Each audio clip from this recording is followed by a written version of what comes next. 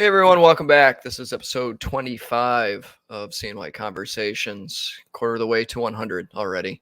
I am Jason Klink, and today this is a fun one for me today. So today I'm here with Rich McCarron, and Rich and I have known each other probably 25 years At ish. least, yeah. And I wanted Rich to jump on the podcast because he's had a very interesting career path, and he's a retired police sergeant, has a successful real estate team and a real estate business, and now he's entered the world of politics. And you're probably wondering, as many people may be wondering, how does that all flow? So Rich, thanks for joining me here today. That's funny. You think the question is, how does that flow? And a lot of people I talk to think, what the hell are you thinking? What were you thinking, right? Well, and here's a good place to jump off, because I remember when you were contemplating retirement from the sheriff's office, and a lot of us were saying, Rich, run for sheriff. Rich, run for sheriff. You're like, no, I'm not getting into politics. I'm not getting into politics. And fast forward now to 2023, 24, and now you're county ledge. You're running for election for county ledge.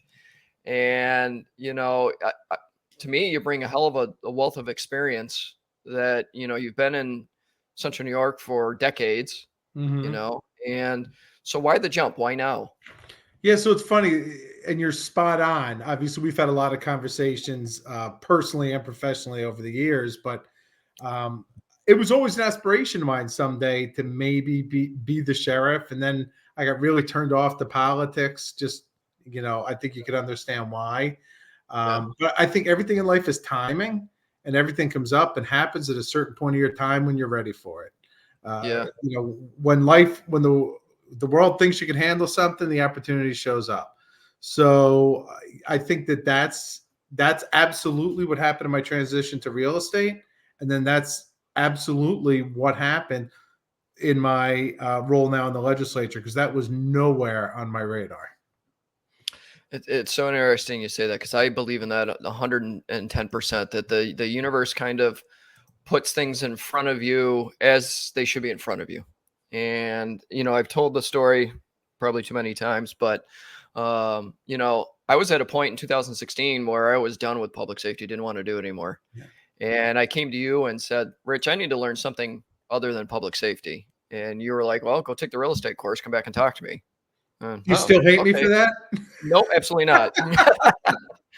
Because, and I'll tell you why, all joking aside and tongue in cheek, but, it really opened up a lot more doors for me. Right. It really did, because, getting my real estate license, coming to learn about real estate on your team and learning from you. And you were you were my original mentor that really got me going in real estate. And it's, as I got into it, it was learning about business and learning about everything that goes into business. And then it took me down the rabbit hole of personal development, social media marketing, and all of that. So I can see why. Now, what brought you, and I don't remember this, how did you end up from retiring from law enforcement to, starting your own real estate business? So great story. When I was originally 2011 is when I retired from the sheriff's. Actually, October of 2011. I just passed my 12th year retired anniversary. How about that? You're still a young man. I can't believe I've been retired 12 years. It hurts, And I was actually interviewing. Let me go back a little further. My son was graduating high school in 2015. We were originally going to move to Charlotte area, where I have some family. But with him being in high school, doing pretty well, we didn't want to rock the boat. He didn't want to go. So we said, okay, we'll stay here for a few more years. When he graduates high school in 2015, we'll go to Charlotte then. So I was interviewing. Now, my house had been on the market for sale, because we said, either way, we're going to downsize. I don't know what retirement's going to bring me. I'm taking half pay. My wife she's a registered nurse, was working part-time. And I have a 10-year gap between my kids. So my son at that point, you're talking about him being 14 years old, and my daughter was 4. So it was important that my wife be home with her. And I didn't want a position for her to be having to go back to work full time. Right.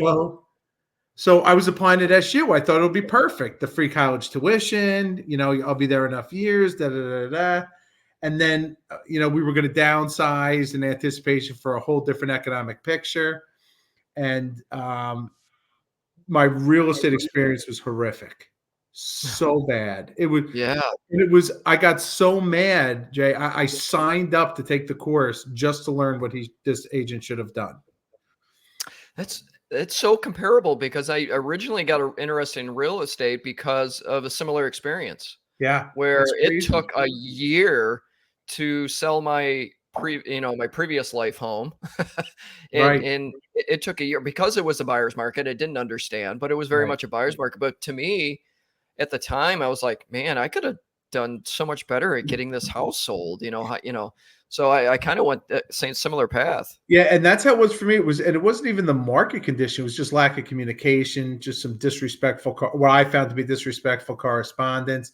And, I came from the police world where people get ticked off at you all the time and they call in a complaint and you're held accountable. You're really held accountable to standards within the police department, despite what the public may believe this day and age. And, so for this individual to be driving around in his Mercedes, be a top agent, and to provide this, what I consider low level of service, I said, if this guy can do it, I'm going to try.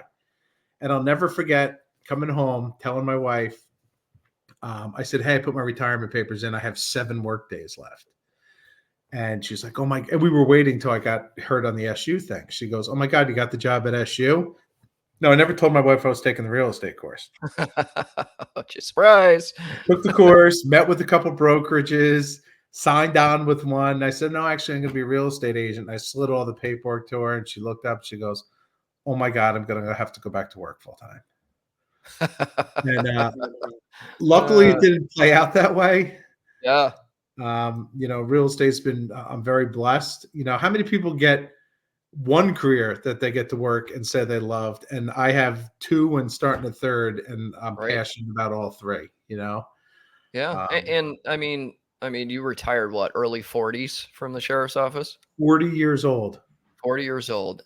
Starting, you were I don't know, maybe a third of the way through what normal people are typically working these days. Right. Right. It's and again, it's not that I was anxious to get out of police work. I loved what I did. Like the opportunities presented to me, the difference you really get to make in people's lives was phenomenal. It was strictly economic at that point. Life was changing. My kid was going to college. Overtime was drying up at the sheriff's. And I'd lost so much time from working 70, 80 hours a week just to provide that I thought there had to be other opportunities out there. And that's what gave me the leap to real estate. Yeah. So, you've taken the last 10, 12 years to build a really strong real estate business, a strong real estate team. And now you're on the forefront of this political, venture, career, whatever you want to call it. What is really motivating you to go back into service? Because exactly what it is, you're of service to the community. So I look at it like this, Jay. I never left. It's just different types of service. You know what I mean? Yeah. So like serve and protect, the catch-all phrase for police work, but like being able to provide opportunities to find a home, sell a home. People only sell homes when things are going really good or really bad. Yeah. And so you're either providing a resource in a time of need or a time when life is good for them. Newly married, having a baby, job promotion, and on the other side, death, divorce, relocation, So it's you're providing a service to them, and you have to go into real estate with that service mind. If you're not service oriented, you're never going to be successful. And I'm lucky because I found people like you who grew up in that service field, and other people who are service oriented.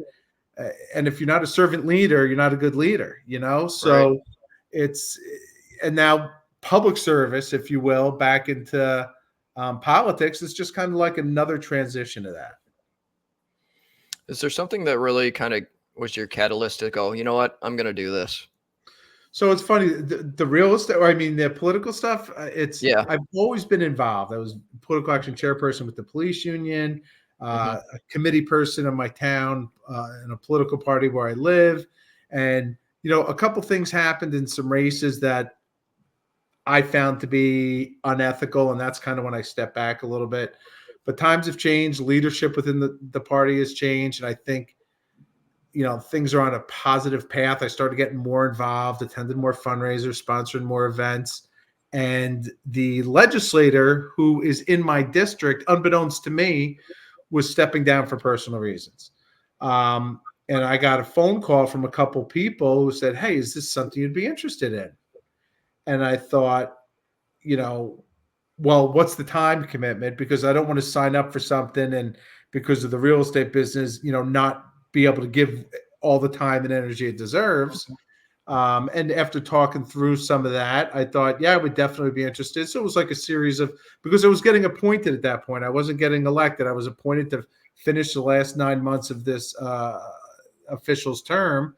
So I got interviewed with some different party people. And then in March, I ended up getting the appointment. And the reality of it is I went into it, I'm representing obviously the town I live in, town of Onondaga, and it's the town of Atisco. And I thought, what a great opportunity for me to do more to help the community I live in.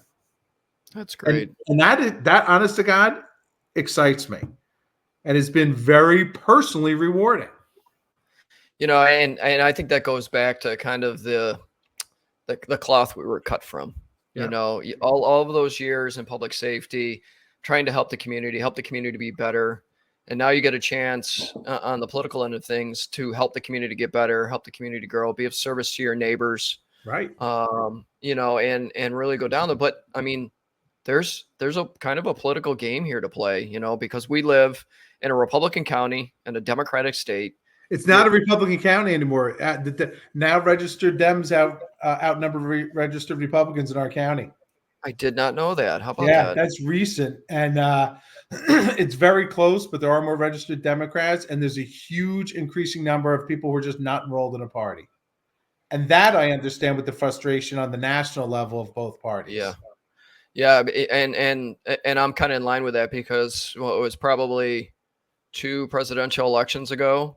I just started identifying with the libertarian platform way more than what was going on between Republicans and Democrats. It's funny you say that. I drove to Albany to listen to Larry Sharpe speak when he was running as a libertarian for governor. And I knew very little about the Libertarian Party, but I found that I assimilated with a lot of their beliefs. Like people like, well, what do you consider yourself?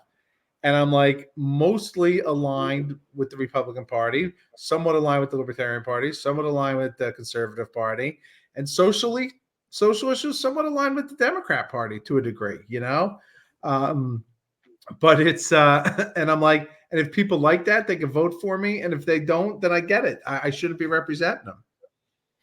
Yeah, and I think you kind of hit the nail on the head because nationally it's just so polarized. Either you're far left or you're far right, and if you're not far right or far left, you're not allowed to be in the middle.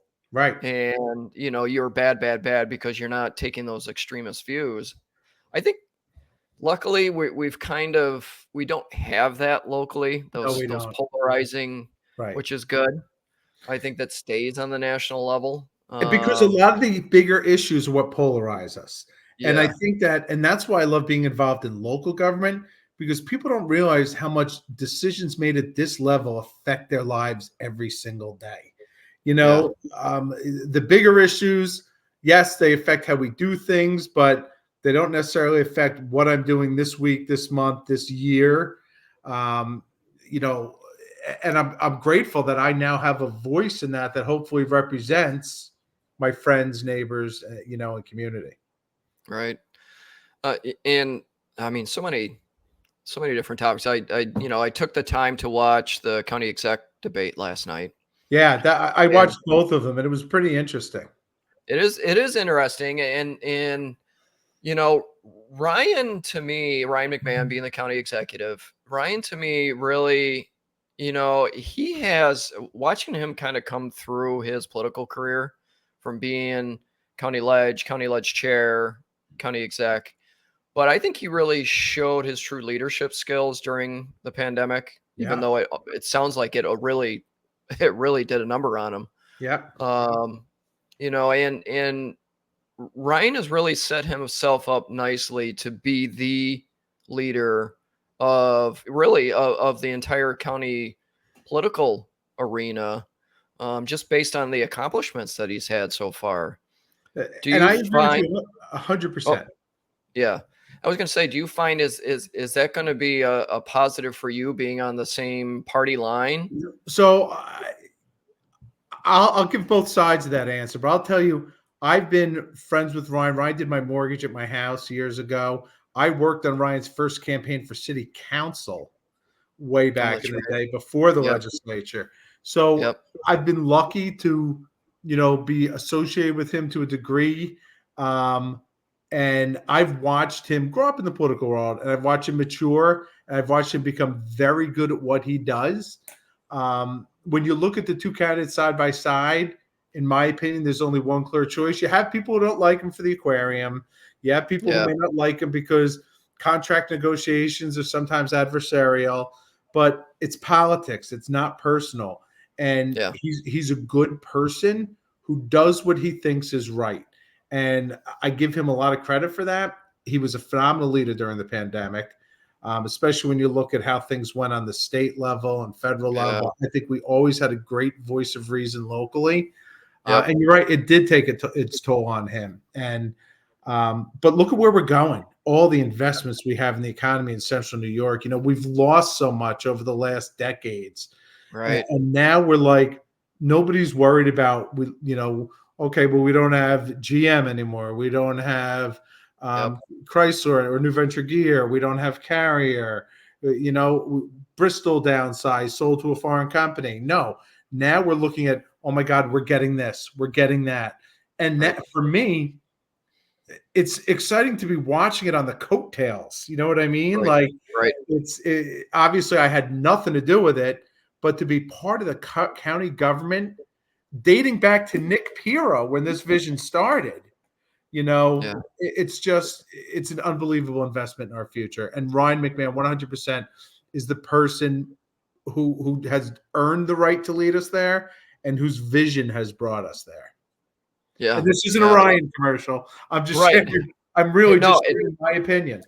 Yeah, no, which is that's great. And as I was watching the debate last night, they, of course, the news media that were moderating it, they wanted to talk about the big topics: Micron, Yeah. shopping town, the aquarium.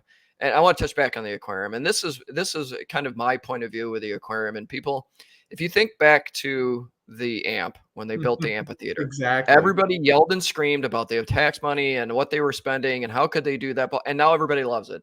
Right. Everybody loves it. They go to concerts And there, it makes money. and it makes money. Right. So, and one of the things I actually said to family members, because we were kind of having this discussion, I said, all right, think about every time we go on a family vacation to another city. What do we do? What do we search? We usually look at possibly taking the kids to an aquarium. Right.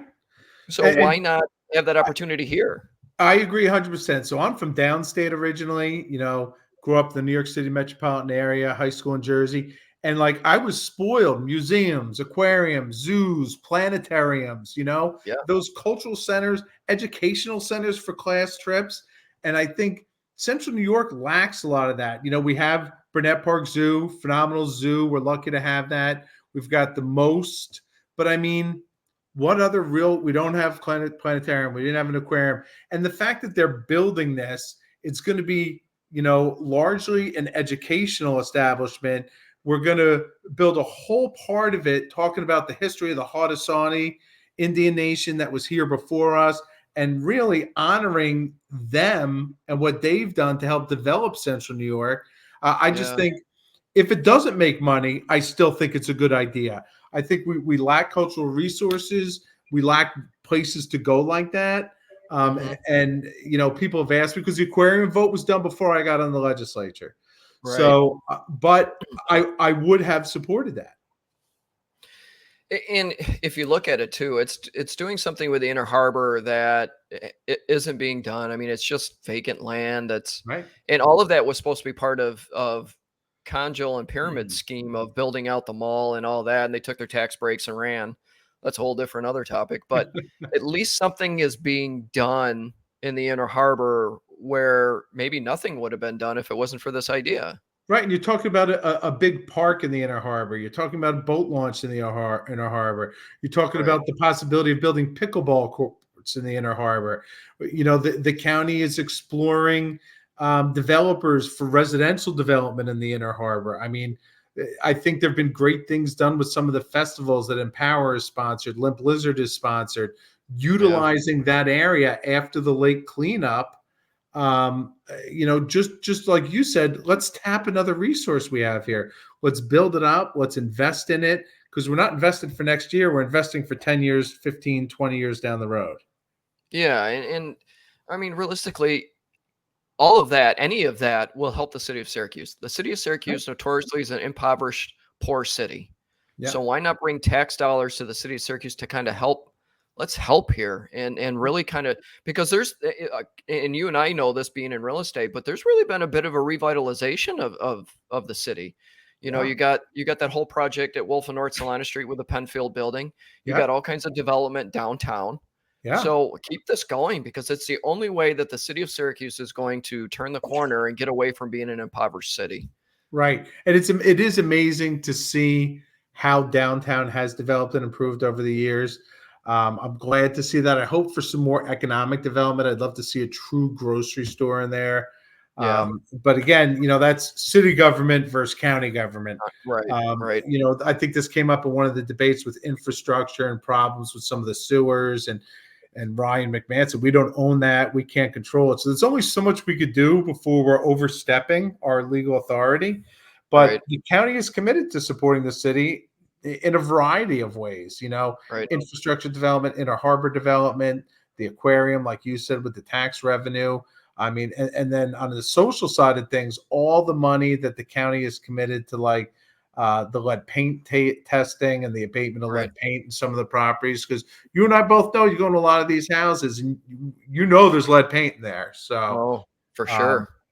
But it's I think it's an exciting time to be in Central New York. I really do. Yeah, definitely. I mean, it's just so many different possibilities. But then, so let's talk about Micron, because that's always the big elephant in the room. And we know this again, because with the political side, we know it with the real estate side. As soon as they released this project and said it was coming to fruition, even though it's like a 10-year plan plus, like the real estate values all of a sudden in Clay and Cicero went. Right? Yeah, if you had land on 31 or Illinois, right? Yeah, they're trying to sell 2 acres of land for $6 million. What are we doing? So, and I'm sure you had the same conversations I did, because I had some clients that they were thinking about selling their home in Clay, and they're like, "Well, how much is it worth now that Micron's coming?" It's like, wait, same as it was worth 3 months ago. It's 3 months, right? Yes, the market's being influenced by it, but until they start driving pylons in the ground at Micron, it's really tough to factor in what the effects of that are going to be. And you're spot on correct there. And that's a great insight, because, what are we seeing? Vacant land and commercial property values increasing right now. So it will take 3 to 5 years for residential property values to be directly affected by Micron. And I'll be honest with you, Clay, pre-existing homes will have increases in price, which is amazing considering how much they've gone up over the last 5 years anyway. But I think areas like Baldwinsville, Phoenix, West Monroe, Central Square, you're going to see a lot of construction and new development going there, where people will start to migrate a little bit north of Micron and travel south. Do you know what really was a telltale sign for me that this is coming to fruition? When Adam Weitzman and his financial group invested in that golf course north of Clay to build residential development. I'm like, oh yeah, well, this is definitely happening now. And they paid good money for that. They didn't. An investor's thing is, you make your money when you buy the property, and they had to spend some good money on that. But there's no doubt in my mind, I still hear it all the time. Well, if Micron really happens, there's the things I've seen that was, the information I've received, some of the meetings I've sat in on, the Micron events. I'm excited. This is gonna happen. It's, I hope the full plan comes to fruition, but either way, it's going to be revolutionary for Central New York. Yeah, for sure. I think that, and I'm going to touch on this a little bit, because I kind of stuck out in my mind as the debate when I watched it last night. Something near and dear to our heart is public safety and the status of public safety in our area. And you and I have had conversations about this many times. And it's one thing that they didn't touch on, and it's something that I've been, a crusade on here just as recently, is the staffing crisis that's affecting all of public safety. The law enforcement, the last 3 to 5 years hasn't been kind to law enforcement.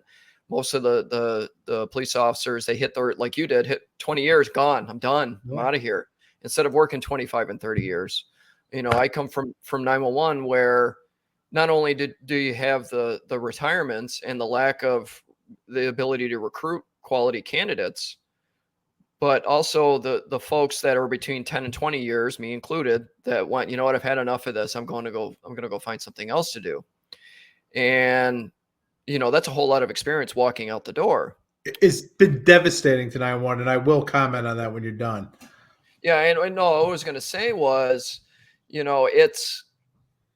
I saw the last civil service exam, which, by the way, I think civil service is killing most of government organizations. It meant well when it was created. It needs to be changed now. But, if you look at the last civil service test, I believe that to take a test for an 911 call taker, you get offered a salary of $52,000 a year. To take the test for a dispatcher, if you qualified, I believe the starting salary was around $56,000 a year. Poverty right now is right around $60,000 a year. And if we want people to come into these jobs, law enforcement, police, fire, 911, and we're only offering them $50-something thousand a year, and they look at Amazon and they can go through packages for $60,000 a year and take less of a mental beating. Yeah. That's where public safety is losing. Yeah. There's a lot of places it's losing. So I'll do 911 first, because I'm going to say it and it's going to get me in trouble. There's a culture problem at 911. There's a huge culture problem.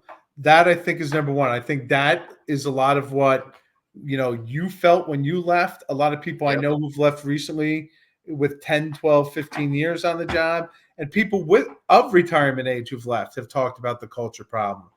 I'm fortunate that when I got on the ledge, I immediately went to the Public Safety Committee as the vice chairperson.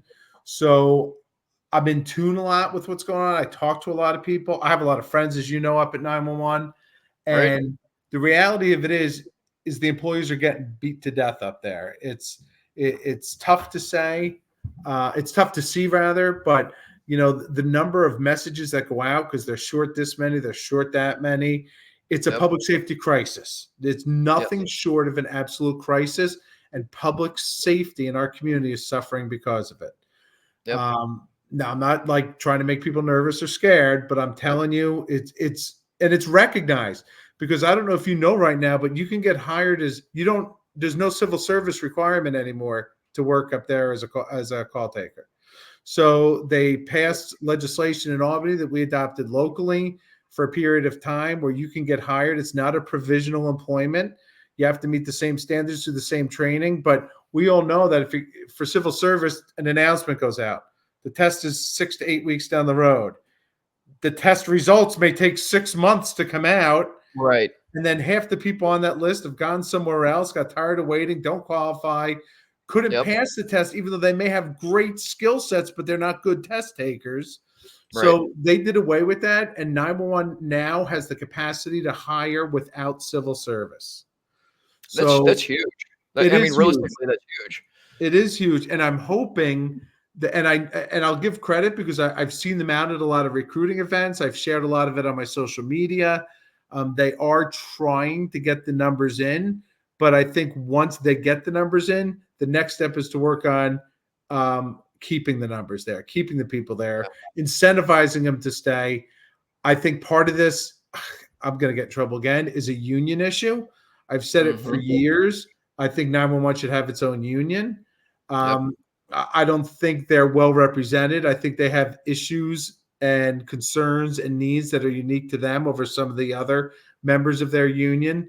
And I just think, you don't have step increases. You know what I mean? Like, certain positions don't have. So you could be a dispatcher with 1 year on, or a dispatcher with 20 years on, and there's no increase in pay for steps in between the two. Yeah. And there should be. But again, I'm not the union guy. I don't negotiate for them or against them. But I just think there's a lot of things that can be done better on all levels, county government level, union level, management of the facility level, just to help draw people in and keep them there. Yeah, for sure. And really it translates it translates to every part of public safety. Like at the end of the whole pandemic thing, I was talking to a neighbor of mine, retired city police officer, and he was telling me, I'm retiring at 23 years. I planned on going 25, but I've had enough. And he goes, Yeah. it really feels like the last 23 years really didn't mean much. And this is at the end of the city police department really taking a beating, and they were having Yeah. a tough time with leadership and everything else. Yeah. And I said to him, I said, listen, your first 20 years, probably you meant a whole lot to that city. I said, the last 3 years, maybe not so much because it's been so rough. I said, but I'm sure that your work made a difference. Yeah, and I guarantee it did. And you're absolutely correct. Society's view of law enforcement has been so skewed, and just the media has destroyed the perception of law enforcement unjustly. And listen, I was there 20 years. I know the people I worked with, and a large portion of my career, of the last 8 years of my career, was spent working in the city of Syracuse. And let me tell you something. There's no police agency in this county that works harder than the Syracuse Police Department. Hands down.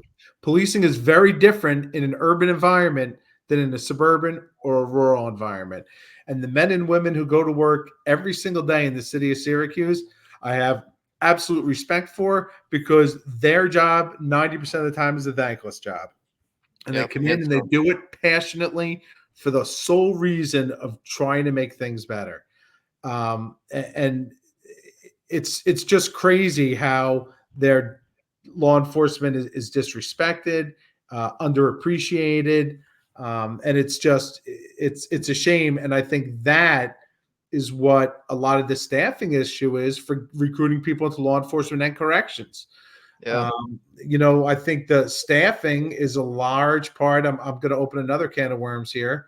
Of the merger of the jail and the corrections divisions. Ooh, hot button topic. I know. Did you like that? How I segued right into that? But yeah. And I just think that we're moving prisoners back and forth because of staffing issues, and it's hard to get people who want to work in that environment right now. And I know it's hard to get people to work anywhere. Don't get me wrong, but then the retirement laws have changed. There's no incentive to stay past 20 years anymore. The pay has gotten better. I mean, when I started in 91, the top pay was $32,000 a year. And at the sheriff's, and that was we were the highest paid police department in the county, head of the state police, head of the Syracuse police. And I started at $23,000 a year. I was making $11 an hour, and I thought I was the luckiest guy in the world. I had a similar experience, because when I first started working for DOD and I got a job as a firefighter at Griffiths Air Force Base, I was making $27,000 a year or something like that. And I thought it was great. I was getting paid to go to fire alarms, where I was doing it for free in the volunteer ranks. Right, exactly. Life was good, it was simpler. But I definitely think that, and I don't know how to change that. It's a national problem, but I definitely think that it's a script being created by the media to cause division. Yes. I absolutely do. I remember the days growing up in the 70s, and the 80s, when you could turn on the news and believe what you were seeing. And I'm talking more national news. I have a lot of respect for our local news people. So I'm talking more national news. But now it's just, whether it's CNN or Fox, it's reporting the news according to an agenda. So I'm not just saying it's one side or the other. It's just, there's always an agenda, it seems. Yeah, for sure.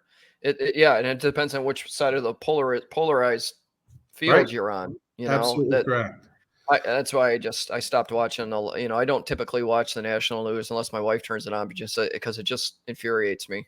And so I'll watch some of it just to see some of the things going on in the Mideast and the Russia-Ukraine war.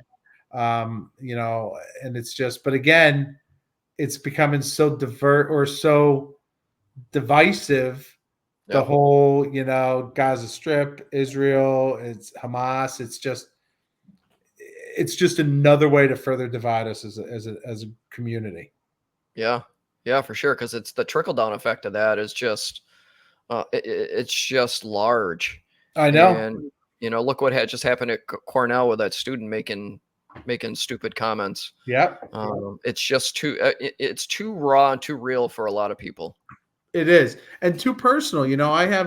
I grew up in an area in New Jersey, and it was a large concentration of Jewish families, and I have a lot of friends that are Jewish, and they have family there. This is so personal of in my opinion, of a terrorist attack on Israel, and it's just, yeah, it's a shame to see, and I worry that we're quickly heading towards World War III. Yeah, there's too many factors involved. Or for whatever reason, the U.S. feels the need that we need to be involved in this. I've always been of the opinion that if it's not directly impacting the shores of the U.S., why are we involved? I saw a meme the other day, says, what other country taxes its people millions and millions of dollars a year to send it overseas? Yeah, it's like we're footing the bill for all these conflicts that more than likely will not be a factor in our own security here. And now we're taking all of our men and women that are in the military and putting them in harm's way. We're building up this military force just in case. Well, no, the worst thing that can happen is to put U.S. forces in the Middle East, because it instantly makes it unstable. And now we're the bad guys. It's never turned out well for us. Nope. There's never been a positive outcome from us being involved in anything in the Middle East. But I fall in line with a lot of, the top 1% has an agenda, and this is part of it. Oh, always there's an agenda, and Yep. it's just, and I'm not going to get too much in my thoughts on national politics, and because this podcast would not end. So yeah, we could probably talk about that for a long, long time. Well, going back to the, go ahead. No, you go ahead, Jay. So I was just thinking, one of the other things I wanted to talk about in public safety, and we'll get past that, was so the volunteer fire service, not only locally in the county, but all over the state, is in a bad way. And I retired from the fire service in 2018. Had very little interaction with the department I was fire chief in, but slowly over the last year or so, I've kind of touched it a little bit more. Mm-hmm. And I've gone to a couple of meetings this year, business meetings for the fire department. And both meetings, they were having the same discussion. Nobody's coming around. Nobody's going to training. Nobody's answering calls. Nobody's cleaning the trucks. And the first meeting, I was kind of like, what in the hell is going on here? Right. And then the second meeting, it got a little bit more heated because one of the assistant chiefs, very passionate about the business, clearly frustrated. Other folks are frustrated. Now we're arguing, right, and they're not getting anywhere. And I'm just sitting back and I'm listening. And finally I asked, when they got all done arguing, I said, can I say something? And the president was like, yeah, sure. I said, listen, I hear the frustration. I also hear the passion. I said, but somebody somewhere in here has to lead. The commissioners, the chief officers, line officers, executive board, you need to change something, because what you're doing is not fixing the problem. You're just making it stay the way it is. Right. I said, you have to go down a different road, a different path, get creative in order. Otherwise, go merge with the department next door and get it over with. Because watch that term. Yeah. Regionalization. You don't say the C word, consolidation, right? Yeah, dirty words. But I'd be interested from your take, and being on the public safety committee and being involved, because you've been involved in the volunteer fire service for a long time. Yeah. Not riding fire trucks, but being a supporter. Yeah. Well, I was actually, I don't know if you know, I was a Jamesville Vol for years. Oh, that's right. 90s. I do remember that. Yeah. Well, yeah. I only for 3 years, not to take too much credit. Police stuff and life just got busy after that. But yeah. So I have a lot of opinions on this, because I don't even think it's just fire service.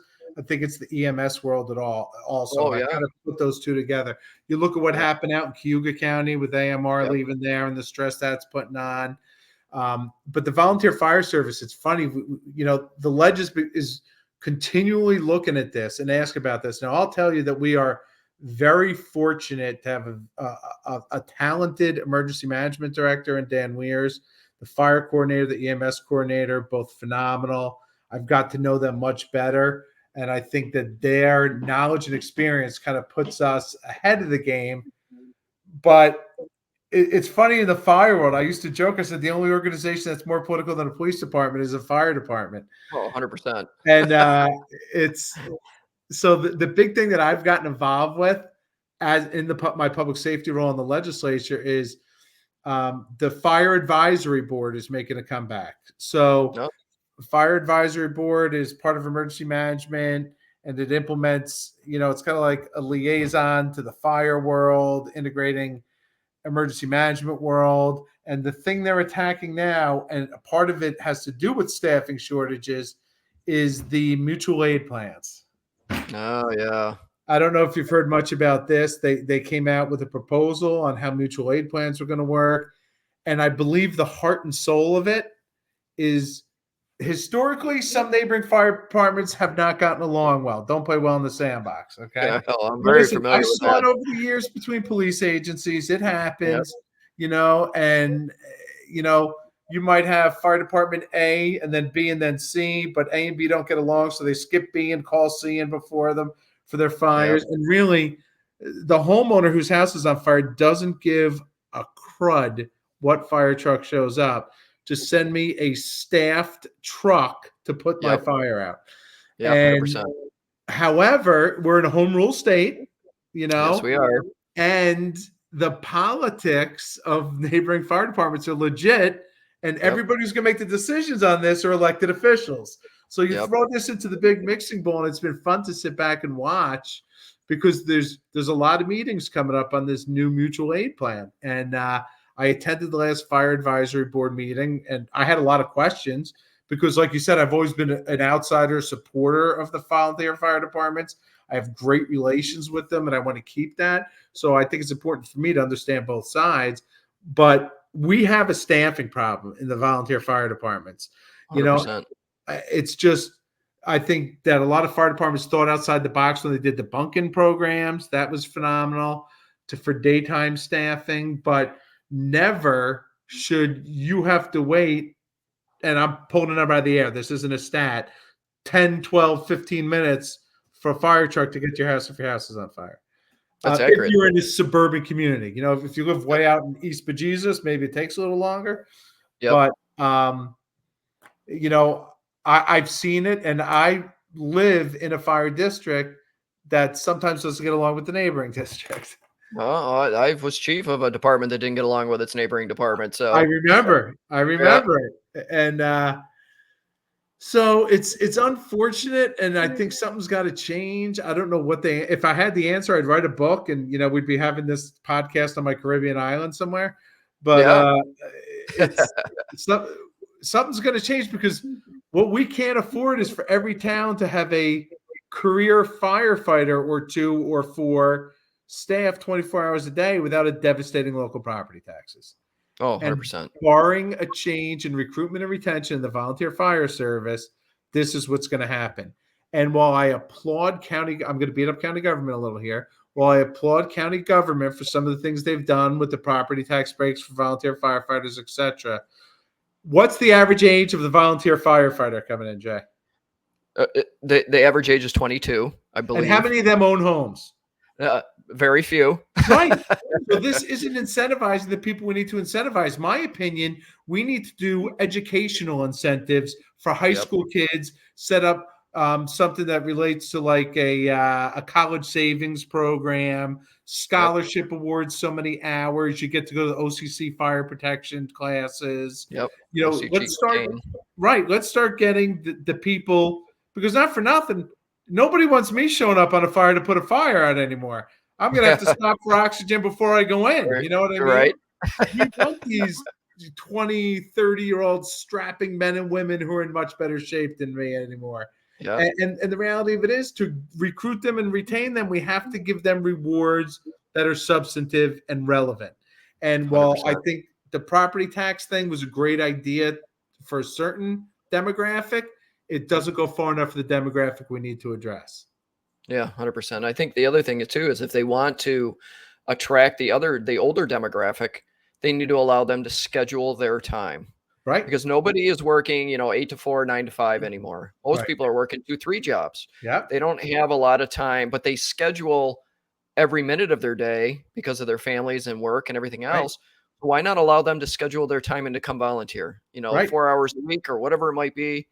Allow them to that, and now somebody's there. Yeah. At least you're not guessing, you have somebody there. And going hand in hand with that is creating great opportunities for training as well during those time Yep. frames, you know? Yep. So, because let's face it, it's not just like, hey, I'm going to be a volunteer firefighter. I show up, grab a garden hose, and put out a fire. The training is vigorous, it's intensive, and it takes a hell of a commitment. And, we have to come up with ways to be able to do the training to allow more people to live their lives and get trained. Yeah. Yeah. 100%. I'll get off that soapbox for now. I know. You and I could spend all day on that one. All day, and we probably half the viewership will probably tune out by about now. But the other thing I wanted to ask you about is more towards the real estate end of things, but kind of what you're doing with county government is, we have a lot of vacant properties all over the county. What comes to mind is like Northern Lights Mall, where I grew up. I mean, it's a ghost town, except for a pizza shop and a couple of stores and Air Force recruiting or whatever it is. It's a Christmas tree shop pulled up and left. I know. I was in that plaza. I was at Party City yesterday. I know. Yeah. So, how can the county help towns with development of some of these vacant properties and turn them into something that's useful? Yeah, so I mean, it's so funny. We're actually going through that in the town of Onondaga right now, between not only creating, and the example I use is Green Hills, not the grocery store, but the plaza adjacent to it. Yep. We have the old Kmart that was a roller rink for a while and has been vacant forever down there and truly is an eyesore. I mean, Northern Lights Plaza, we saw Barstool Sports come in there, love the pizza, hate the plaza, tore it up on a national level. And I'm hopeful that some of the residual growth from the Micron stuff will trickle down to the northern suburbs. It's not going to affect Onondaga Hill, but I think it could still affect Salina, some businesses in there. But let's face it, COVID hurt a lot of businesses, not only like retail businesses, but I can't tell you the number of corporations I know. I was talking to an executive for National Grid, and they never brought the people back. And they're selling off a lot of their buildings because they don't need them anymore. Some call centers, they have higher call per hour answered. They have less sick out answered. And working from home has improved the quality, less complaints about the calls, has improved the quality of service for their, to their consumers. So they don't want, ironically, the only person who was opposed to them continuing to work from home was the union. Huh. About because that. You get that mob mentality of bitching when you're all together. So but really, I think that think about how retail took a hit with Amazon. I mean, it's crazy. I can't tell you the last time I went. There's certain things I like to go to a store for, like trying on shoes, but you can't even find stock anymore because it's all online. And it's funny. So it's going to be, we're definitely a transitional phase for a lot of the retail development and stuff. But that Northern Lights Plaza, I mean, think about back in the day, Jay, when it was Media Play in there. That place was booming, Yeah, it was. Media Play, Builder Square. You had stores. Across the hall, across the street, you had Kmart Plaza was vibrant. And it was just that whole Northern Lights area, that northern 2,500 block of Bruton Road was rocking back in the day. But it's an evolution, so how do we change that? We have to get people to want to invest in businesses and want to invest in these areas. What's the hardest part right there? And I'm going to take a shot at New York State right now of developing that plaza, Jay. 81 shutting down. So it's a less desirable location because you lose the 81 traffic that you would have had once they reroute 81, once 481 becomes 81 up through there. And that becomes a street level road or whatever they're going to do with it that far up. But, I worry about the businesses on 7th North Street. I worry about the businesses, Northern Lights. I worry about Taft Road. Because if you're going north, you're not going to go back south again. You know what I mean? Just to hit one of these stores. So I think the town of Salina has a really big challenge ahead of them there. And because you brought that plaza up is why I'm focusing on that one. Yeah, and I mean, it's well documented. They've been very vocal. The town of Salina governments are very, very vocal about that, and it's a concern. But I think that even if you look at outside of Shopping Town, you look at Erie Boulevard. Erie Boulevard it has some vacants as well. Yeah. You Yeah. know? I think Route 31 has done better because everybody knows what's coming now, Yeah. So Route Yep. 31's a gold mine. But yeah, Erie Boulevard is definitely taking a hit. Restaurants, Yep. it seems like everything gets filled with fast food Yeah. when there's a vacancy. But I worry about I think taking down 81 is a horrendous mistake. I think that it's pandering to a group of people whose intentions might be right, but I don't think this is the solution. You know what it reminds me of is the Big Dig in Boston. Yeah. Big Dig in Boston went 10 years over time frame. It went billions of dollars over Right. budget. People got arrested, got fired. It turned out nice, but it took way too long, cost way too much. And this just has that written all over it. Yeah, and it divided a community for a long time too. Yep. And it's I mean, it's a done deal here pretty much now. You can see the work getting done at the two on ramps and Yep. north and south of 81 and 41, but I don't think it's going to do what they're intending it to do. Every major city, if you consider Syracuse a major city, is going to have a socioeconomic divide, and I don't think Yeah. an elevated highway caused that divide. No, that's true. I 100% agree with you there. Yeah. Well, you and I could talk for probably 2-3 hours about different But things. nobody wants to sit and listen to us that long, Jay. Nobody wants to listen. And I always joke that I haven't reached Joe Rogan level yet to where Okay. people will turn into the podcast for 3-4 hours. Yeah, but when so you do, at least I'll be able to say I was on there. Yeah, right. At the It's quarter of the century mark, 25. 25. Yeah, and it's funny because it took me like 3 years to get to 100 podcasts with my original one, and Yeah. we're much farther ahead on this one, which has been great. I've talked to great individuals across all of Central New York that are everything from breast cancer awareness to fitness to accounting to all life insurance, all kinds of different folks Right. locally. Who'd you talk to for breast cancer? Was it somebody from Carol Baldwin's organization? No, I was talking to Beth Ann Dice. She is a woman that's certified to do helps breast cancer survivors after surgery Wow. Yeah. with physical fitness Yeah. and getting moving again. And not only that, the their mental. psychology of what they went through as well is Yeah. very important. So Yep. we actually And had so a presentation from one of the Baldwins and Jean Ann Keegan Smith, who works for the Baldwin Foundation, about upstate is trying to become an NIH institution now, which will get millions and millions of dollars in funding and research stuff. And awesome. so I think that'd be a great topic to circle back around to for you. Yeah, for sure. And I was, lucky enough to be able to do an October Breast Cancer Awareness Month. That's And it was awesome. a very good, Beth Ann Dice is such a knowledgeable person when it comes to every aspect of that. And she's participating in the aftermath of somebody, that either had surgery, had double mastectomy, whatever it might be, to try to beat that disease. Yeah.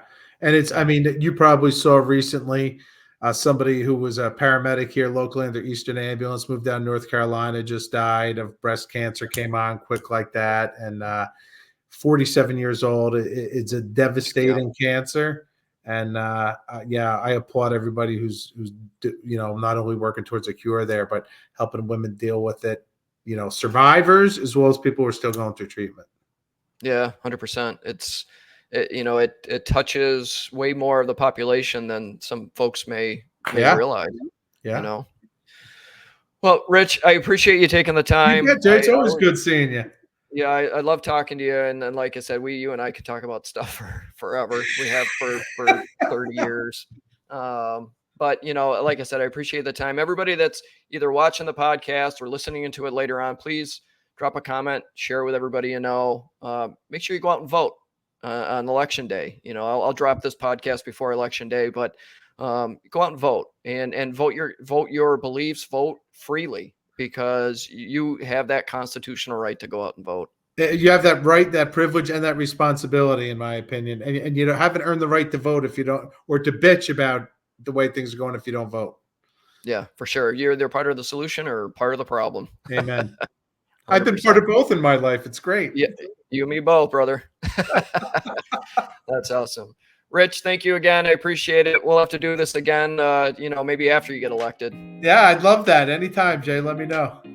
Awesome. Everybody, once again, like, comment, share. Let us know what you think. I'm just trying to grow a little bit of a community around this small podcast, but the only way I'm going to do it is if everybody participates. So, Jason, make sure you send me a link when it goes live so I can put it out there so people know I actually did something productive today. Oh, absolutely. 100%. All right, everyone, take care of yourselves, take care of each other, and have a great day.